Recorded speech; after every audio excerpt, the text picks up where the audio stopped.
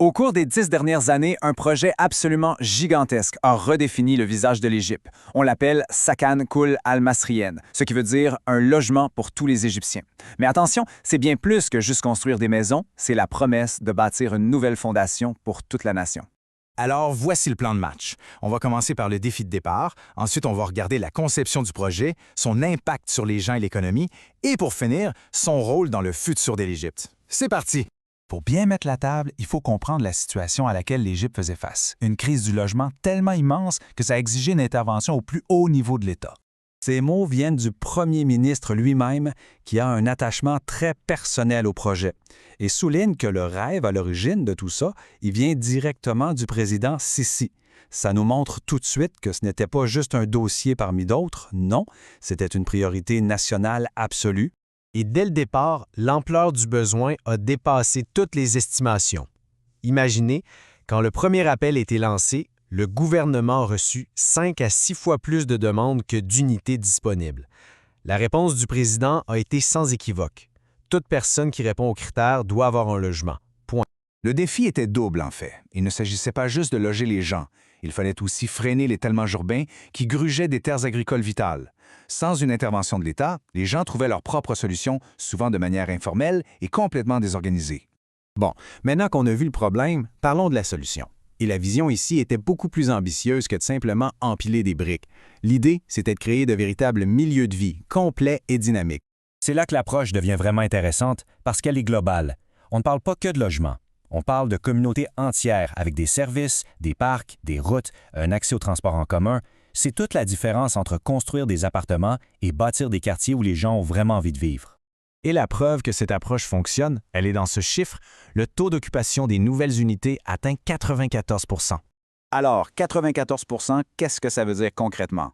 Bien, ça prouve que les gens ne prennent pas juste un appartement pour le laisser vide en attendant. Non, ils déménagent, ils s'installent et créent des communautés vivantes. Ça montre que le projet répond à un besoin réel et que les endroits construits sont attrayants. OK, les statistiques, c'est une chose. Mais derrière ces chiffres, il y a des vies qui sont changées. C'est de ça qu'on va parler maintenant. L'impact humain du projet.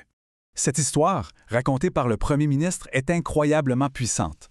C'est une veuve, les larmes aux yeux, qui le remercie pour un toit et une porte à fermer. Pour elle, ça représente la sécurité, la dignité. C'est l'essence même de la justice sociale qui prend forme. Et cette histoire, aussi touchante soit-elle, n'est pas un cas isolé. Loin de là. Au total, on parle de plus de 10 millions de citoyens qui vont être logés grâce à ce programme. C'est là qu'on réalise l'échelle du changement. Ce graphique nous donne une bonne idée de qui a bénéficié du projet. On voit plus d'1 million de logements pour les familles à faible revenu, plus de 300 000 unités pour reloger des gens qui vivaient dans des zones à risque et aussi plus d'1 demi-million de logements pour la classe moyenne. C'est vraiment un projet qui touche toutes les couches de la société. Mais l'impact ne s'arrête pas au social. Ce projet a aussi agi comme une véritable locomotive pour l'économie égyptienne.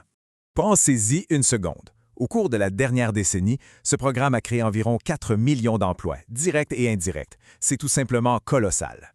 Et l'effet sur le chômage, on le voit directement dans les chiffres. Avant le projet, le taux de chômage était à plus de 13 %. Aujourd'hui, on est autour de 6,9 %.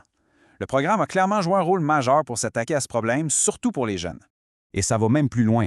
Il y a eu un effet d'entraînement incroyable sur toute l'économie. Le secteur de la construction a tiré vers le haut plus de 100 autres industries. Des matériaux qu'on importait avant sont maintenant fabriqués localement. Et on a vu des petits entrepreneurs locaux grandir et devenir des joueurs majeurs sur la scène nationale, qui exportent même leur expertise maintenant. Pour conclure, il faut voir ce projet non pas comme quelque chose d'isolé, mais vraiment comme un des piliers centraux de la vision que l'Égypte a pour son avenir. On voit bien l'évolution stratégique ici.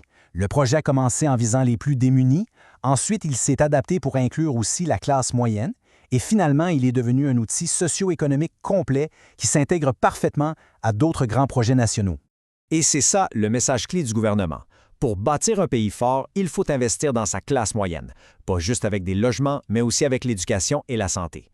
C'est en renforçant le cœur de la nation qu'on assure sa stabilité et sa croissance pour l'avenir. On termine donc là-dessus. L'histoire de Sakan Kol al-Masriyen nous montre qu'un projet visionnaire peut avoir des répercussions qui vont bien au-delà de son objectif initial. Il ne s'agit pas seulement de fournir un toit, mais de stimuler l'économie, de renforcer le tissu social et finalement de jeter les bases solides pour l'avenir.